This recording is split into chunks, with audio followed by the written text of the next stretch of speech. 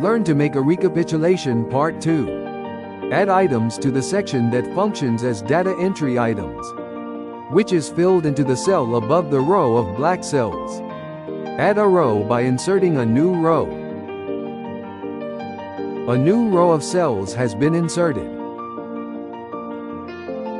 Fill the cell row with new items as items to be processed.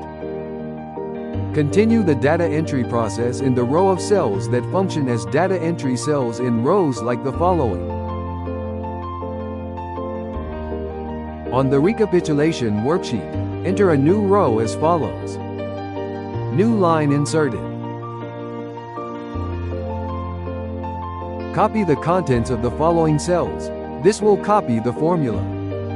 Paste in a new row in one cell only. Copy-paste successful in new item list entered recapitulation worksheet. Don't forget to recalculate the latest cell column as follows. New cells are entered in the column to be summed. After clicking enter, we'll get a new sum. Copy the following sum cell. Paste on other sum cells. Copy-paste finished with new sum results. Okay, part 2 is done. Thanks for watching.